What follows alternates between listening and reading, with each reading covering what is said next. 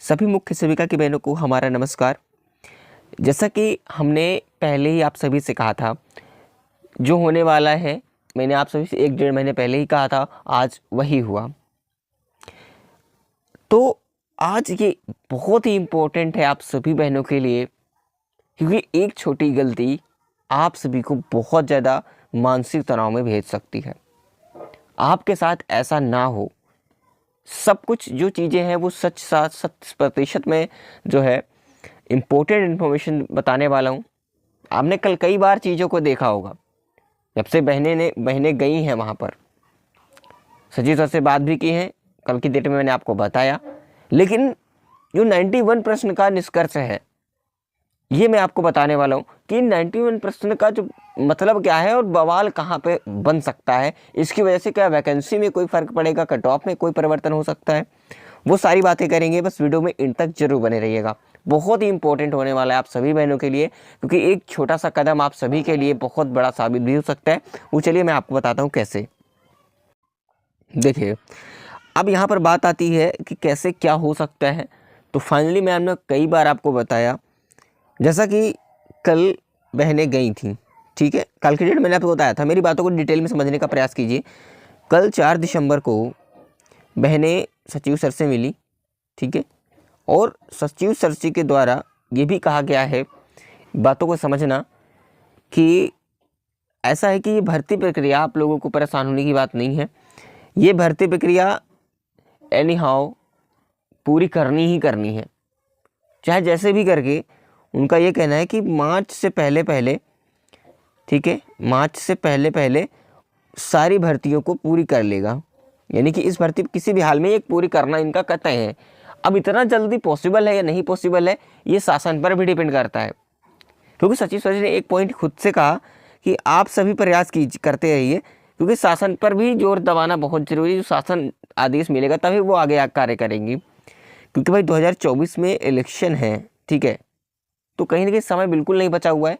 जो भर्ती प्रक्रिया करवानी है ये करवाएंगे, क्योंकि नियुक्ति पत्र उस समय नहीं वितरण कर सकता है, बाकी सारी प्रक्रियाएं हो सकती हैं।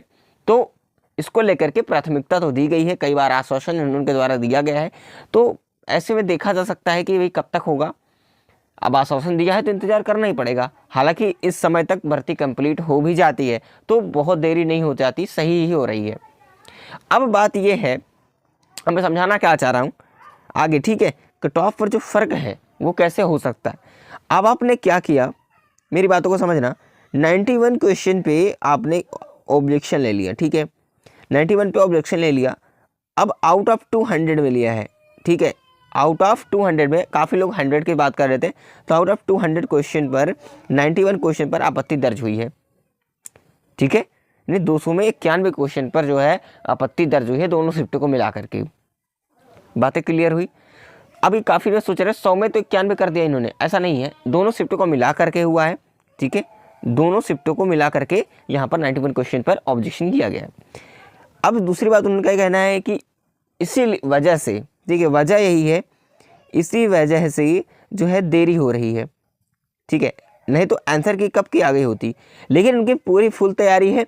जैसे उनका ये कहना है कि स्पष्ट रूप से जब इनका काम इस पर चल रहा है, जब सारी चीज़ें क्लियर हो जाएगी कि 91 क्वेश्चन मामूली नहीं है, उस पर आपत्ति दर्ज कर किया गया है, तो उसका सोल्यूशन सब निकालना थोड़ा सा समय लगता है, इस वजह से देरी हो रही है। कल की डेट में सारा क्लियरिटी साफ हो गया, ठीक है। तो अब यही कारण बन जाता है भर्ती को लटकना, ठीक है। जैसा कि आपको पता है यूपी लेखपाल के कैंडिडेट्स भी थे, जब विभाग को खींचना होता है तो जानबूझकर क्वेश्चन अलर्ट में डाल देते हैं ताकि आप दोबारा कोर्ट में लेकर के चले जाओ मामले को। अब उन्होंने क्या किया, साल भर से यूपी लेखपाल वालों को नचाया था, अब जाकर के क्लियर हो रहा है। अब फाइनल रिजल्ट भी जल्दी आने वाला है। आपको पता है कोर्ट केस कितने दिन तक चला है, केवल 2 मार्क्स के लिए, 2 से 2.5 मार्क्स के लिए, बहुत चला है। इसी प्रकार से आप लोगों ने इतना ज़्यादा ऑब्जेक्शन कर दिए क्वेश्चन पर, जो कि इतना ज़्यादा गलत नहीं थे। जो मैंने आपको बताया था क्वेश्चन कितने क्वेश्चन पर थे, आप लोगों ने अपने हिसाब से सारी चीज़ें हदें पार कर दी हैं। आप लोग ही कोर्ट तक ले जाते हो। कुछ भी आपको बुरा लगे, जो भी है मैं आपको सही बता रहा हूँ, सब कुछ सब सटीक है, जो भी है सही है। काफ़ी बहनें ऐसी भी होंगी इसमें कि उनको लगता होगा कि ऑब्जेक्शन करने पर आपको पूरा मार्क्स मिल जाएगा। भाई पूरा मार्क्स जरूरी नहीं कि आपको पूरे नंबर आपको मिलेंगे। आपने ऑब्जेक्शन कर दिया तो क्वेश्चन सही भी होने जरूरी है कि आपने सही भी था फिर भी ऑब्जेक्शन कर दिया तो यहीं पर आपके नंबर ऐसे नहीं मिलने वाले। अगर ना बताओ 90 क्वेश्चन पे आपने ऑब्जेक्शन किया है, ठीक है, अगर ये फुल मार्क्स दे भी देता है, इसको मेरिट का क्या होगा? मेरिट तो भाई फिर 90 टच करेगी, 85 टच करेगी। ऐसा होगा नहीं भाई। इतने क्वेश्चन पर 3 से 4 क्वेश्चन हो सकता है कि आपको मिल सके, लेकिन देगा तो सारे सॉल्यूशंस आपको वो आयोग देगा, क्योंकि इस बार वो पेंडिंग नहीं करना चाहता है, नहीं भर के लटकाना चाहता है।